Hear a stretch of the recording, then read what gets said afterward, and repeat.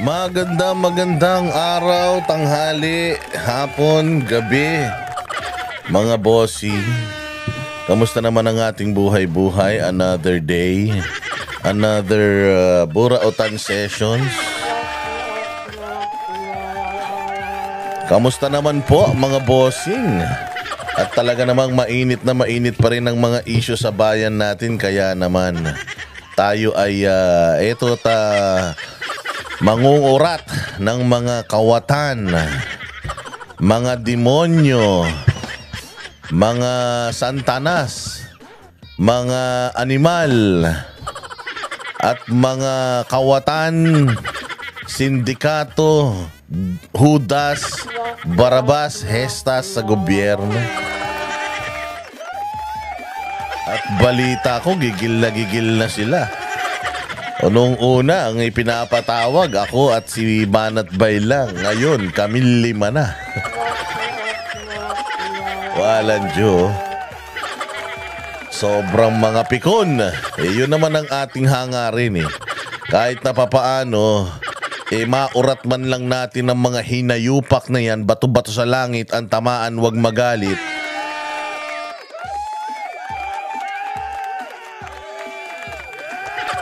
Pero syempre, bago ang lahat, binabati ko muna lahat ng mga nanonood na Banateros worldwide sa USA, Canada at buong North America. Magandang araw sa inyo. Magandang araw din sa mga nanonood sa Europa at Middle East. Syempre, Luzon, Visayas, Mindanao. At nais ko lang po magpasalamat sa lahat ng mga nagla-like at nag-share ng ating video. Thank you po sa inyong pagla-like at pag-share. Importante po ang pagla-like at pag-share.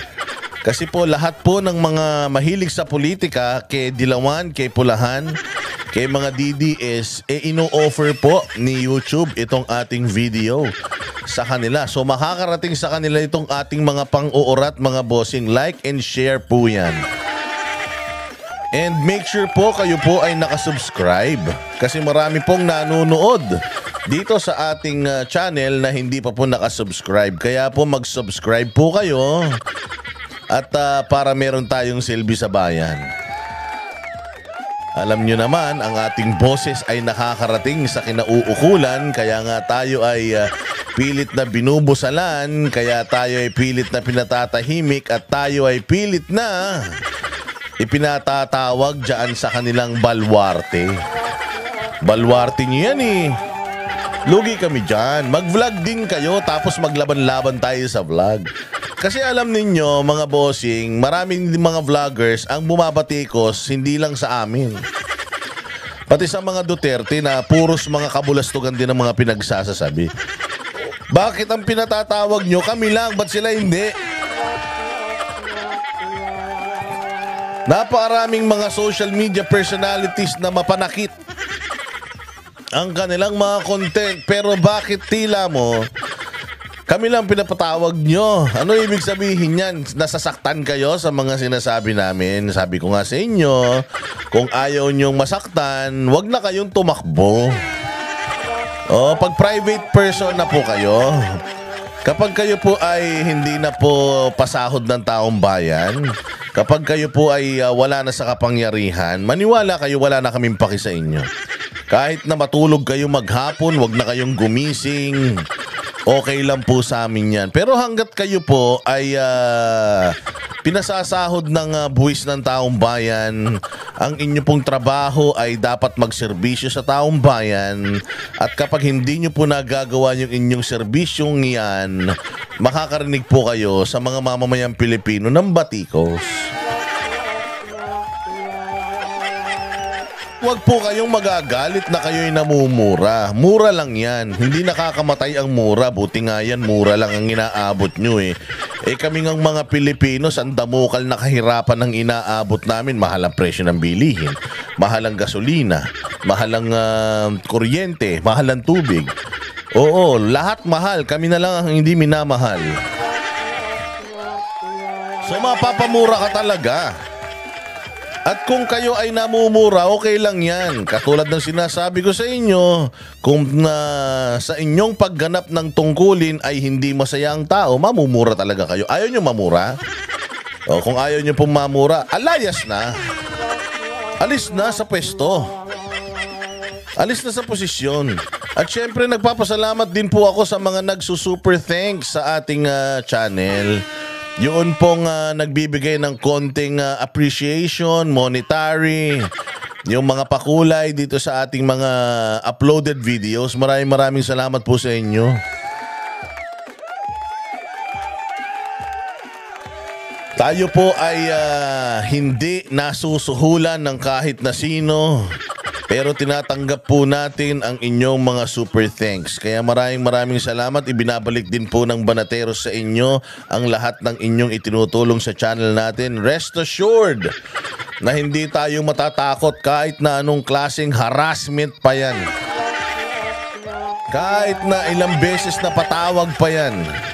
Mantakin mo adjourned na ang Kongreso and adjourned na ang Senado, pero nagpapatawag pa sila ng special sessions para lang grabe ka-importante ng grabe ka-importante ng mga vloggers talaga.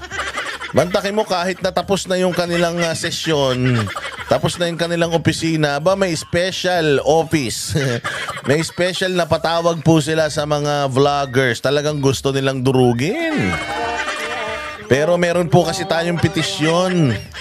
Meron po tayong petisyon dyan sa Korte Suprema. Kino-question po yung legalidad netong pagkakandak ng hearing na ito patungkol dyan sa fake news daw. Patungkol sa Pogo vloggers at narco vloggers. No, dahil para sa atin lahat nagsama-sama ang Magnificent 38, yan po ay pagsikil sa karapatan ng malayang pagpapahayag. Wag po kayong balat sibuyas mga sir. Opo, wag po kayong balat sibuyas. Kasalanan nyo po yan. Kung may nagagalit po sa inyo, revisit po ninyo yung mga ginagawa ninyo. Wala pong magagalit sa inyo kung matino yung mga trabaho ninyo. Kung maayos po ang ganap ninyo sa pagtatrabaho ninyo, pagganap ninyo sa inyong tungkulin bilang mga mambabatas, kasi parang buong 3 taon ang nakita lang namin yata sa inyo. Magkandak ng mga hearing. Ang daming problema ng bayang Pilipinas. Kahit puli-pulin nyo lahat ng mga vloggers, mga bossing, marami pa rin mga Pilipino ang magsasalita. Marami pa rin mga Pilipino ang gagamit ng kanilang mga social media para magpalabas po ng mga sama ng loob. Dahil po, hindi naman kasalanan ng vloggers kung ang presyo ng bilihin mataas, ang cost of living mataas, hindi na akma sa sweldo. Kung ang traffic ay sobra-sobra. Hindi kahit ikulong nyo kaming lahat ng mga vloggers, ilang milyong mga Pilipino ang nakakaranas ng kahirapan sa buhay, magrereklamo at magrereklamo po yan. Kung sinasabi nyo na kayo ang boses ng mga mamamayang Pilipino, kaya kamo yung pirma ninyo dyan sa impeachment, yan daw ang boses ng Pilipino. Ganon din po kami. Yung mga nagla-like, nag-share, nanonood sa amin na mga libo-libong mga Pilipino at umaagree sa aming mga reaksyon nag-agree sa aming reaksyon, ibig sabihin po niyan, pare-parehas po kami ng pinanggagalingan, ng nararamdaman, pare-parehas po kami ng sitwasyon, kaya po kami nagkasundo-sundo. So instead, ipatawag nyo yung mga vloggers dyan sa Kongreso para sa inyong special sessions. Mabuti pa, ayusin nyo na lang po yung trabaho nyo sa mga nalalabing panahon nyo dyan sa Kongreso, dahil next Congress, sigurado ako wala na kayo dyan. Exposed na po lahat ng mga kabulastugan ninyo dyan. Oo, exposed na po ang inyong panggigipit sa mga mamamayan, lalong-lalo na sa mga nagpapahayag lang ng kanilang saloobin. Kami pong mga Banateros, kami po ay hindi naghahatid ng balita.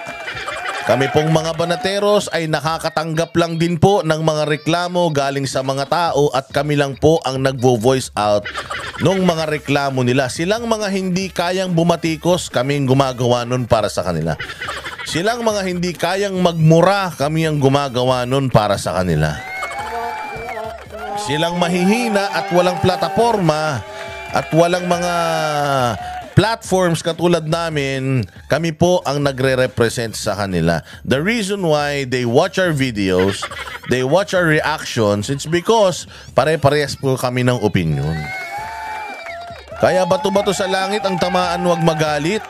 Kung ayaw po ninyong napupulaan, wag po kayong mag-congressman, mag-senador, mag-presidente, vice president, mayor, konsihal, gobernor, vice-gobernor, vice-mayor.